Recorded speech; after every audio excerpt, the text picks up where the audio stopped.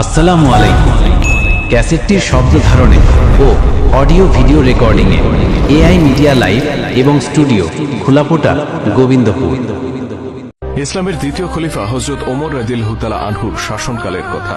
তিনি হজ করতে মদিনা থেকে মক্কায় গিয়েছিলেন। ওই হজে যোগ দিয়েছিলেন একজন ধনাঢ্য আরব, যার নাম ছিল জাবালা ইবনে আইহাম। লোকটি প্রচুর অর্থবিত্তের মালিক ছিলেন আর তার অধীনে বহু দাস দাসীও ছিল। ব্যক্তিগতভাবে তিনি ছিলেন অহংকারী প্রকৃতির মানুষ। গরিব ও দাস শ্রেণীর মানুষদের প্রতি খুব নিচু মানসিকতা পোষণ করতেন জাবালা। আরব সহ সারা মধ্যপ্রাচ্যে যখন ইসলামের জয় জয়কার, তখন তিনিও ইসলাম গ্রহণ করে নেন। তবে তিনি ইসলামের সমহান আদর্শ দ্বারা উজ্জীবিত হয়ে নয়, বরং রাজনৈতিক সুযোগ সুবিধা পাওয়ার আশায় ইসলাম গ্রহণ করেছিলেন। হজের আনুষ্ঠানিকতা চলাকালে জাবালা ইবনে আইহাম কাবা ঘর প্রদক্ষিণ করছিলেন। তার পরনে ছিল মূল্যবান ইহরামের চাদর। চাদরটির একটি অংশ মাটিতে গড়াগড়ি খাচ্ছিল। হঠাৎ চাদরের এক কোণে একজন দরিদ্র আরব বেদুইনের পা পড়ে যায়, আর চাদরটিতে টান লেগে তা জাবালার কাঁধ থেকে নিচে পড়ে যায়।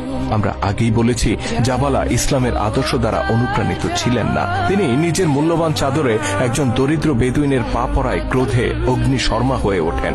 লোকটিকে কোনো কথা বলার সুযোগ না দিয়ে তিনি তার গালে সজোরে থাপ্পড় বসিয়ে দেন আর খুব বাজেভাবে তাকে অপমান করেন। হজের ময়দানে প্রকাশ্যে এত এত মানুষের সামনে এই অপমানের লজ্জা নিয়ে লোকটি তখন খলিফার কাছে ছুটে যান বিচার পাওয়ার আশায়।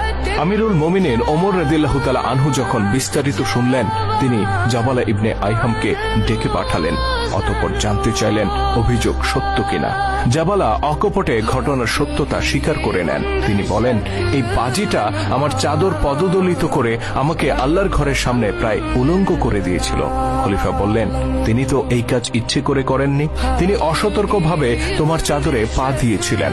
জাবালার কণ্ঠে তখন ফুটে ওঠে জাহিলি যুগের অহংকার। তিনি বলেন, তাতে কি, সতর্ক কিংবা অসতর্ক, যে অবস্থাতেই সে আমার চাদরে পা দিক না কেন, তাকে এর শাস্তি পেতেই হতো। কাবা চত্বরে রক্তপাত নিষিদ্ধ, যে কারণে আমি নিজের ক্রোধকে সংবরণ করেছি, নয়তো আমি তাকে থাপ্পড় দিয়ে ছেড়ে দিতাম না, বরং হত্যাই করে ফেলতাম। জাবালা ইবনে আইহাম ছিলেন একজন প্রভাবশালী ব্যক্তি। হযরত ওমর রাদিয়াল্লাহু তাআলা আনহুর সাথে তার সম্পর্ক বেশ পুরনো। অন্যদিকে বেদুইন লোকটি ছিল হতদরিদ্র। তার সাথে হযরত ওমরের পূর্ব থেকে পরিচয় ছিল না।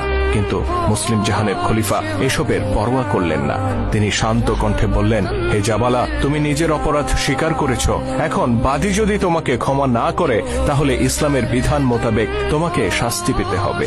আর সেই শাস্তি হচ্ছে, তোমার গালেও বাদী নিজের হাতে চপেট আঘাত করবে, আর তা প্রকাশ্যে জনসম্মুখে, ঠিক যেভাবে তুমি তাকে অপমান করেছ। খলিফার এমন রায় শুনে জাবালা স্তম্ভিত হয়ে পড়লেন। তার কাছে এটা রীতিমতো অবিচার মনে হলো। তিনি বিস্ময়ের সাথে বললেন, আমি আরবের একজন সম্ভ্রান্ত ব্যক্তি, এককালে রাজা ছিলাম আমি, আর ও এক চাষার বাচ্চা। হযরত ওমর বললেন, আজকে তোমরা উভয়ই মুসলমান। জাবালা উদ্ধত কণ্ঠে বললেন, যে ধর্ম রাজা প্রজায় পার্থক্য করতে জানে না, সম্ভ্রান্ত আর সাধারণ মানুষকে এক পাল্লায় মাপে, আমি সেই ধর্মের অনুসরণ করব না। ওই চাষা যদি আমাকে থাপ্পড় দেয়, তবে আমি ইসলাম ত্যাগ করব। হযরত ওমর রাদিয়াল্লাহু তাআলা আনহু এবার অত্যন্ত কঠোরভাবে তার জবাব দিলেন। তিনি বললেন, তোমার মতো হাজারো জাবালা যদি ইসলাম ত্যাগ করে চলে যায়, তবু আমি ওমর ইসলামের একটি ক্ষুদ্রতম বিধানকেও লঙ্ঘন করব না। অতঃপর খলিফার নির্দেশে বাদী ব্যক্তিটি প্রকাশ্যে শত শত মানুষের সামনে জাবালার গালে থাপ্পড় বসিয়ে দেন। জাবালা ক্রোধে চোখ লাল করে বাদীর দিকে একবার তাকালো, তারপর রাগে গড় গড় করতে করতে কাবা চত্বর ছেড়ে চলে গেল। অহংকারী জাবালা সত্যি ইসলাম ধর্ম ত্যাগ করেছিলেন। মূলত ইসলামের সাম্যের বাণী আর ভ্রাতৃত্ব বোধ তার কাছে মূল্যহীন ছিল। বরং আরবের জাহিলি সমাজে সম্ভ্রান্ত ও প্রভাবশালী ব্যক্তিরা যেসব সুযোগ সুবিধা ভোগ করত, তার কাছে সেই প্রথাই উত্তম মনে হয়েছিল। এই ঘটনার পর সে ইসলাম ত্যাগ করে মুরতাদ হয়ে যায় এবং রোম সম্রাটের কাছে গিয়ে আশ্রয় নেয়। জীবনের অবশিষ্ট দিনগুলো সে রোমেই অতিবাহিত করে বলে জানা যায়। সতী দর্শক, আজকে সারা পৃথিবীতে যখন দরিদ্রের উপর ধনীর বঞ্চনা, শাসিতের উপর শাসকের নিপীড়ন, দুর্বলের উপর সবলের অত্যাচার, তখন খুব মনে পড়ে যায় ইসলামের সেই সুমহান শাসনের কথা। আল্লাহ তাআলা আমাদেরকে সেই মহান আদর্শ দ্বারা উজ্জীবিত হয়ে ন্যায় ও সত্যের পক্ষে পুনরায় ঐক্যবদ্ধ হওয়ার তৌফিক দান করুন। আমিন।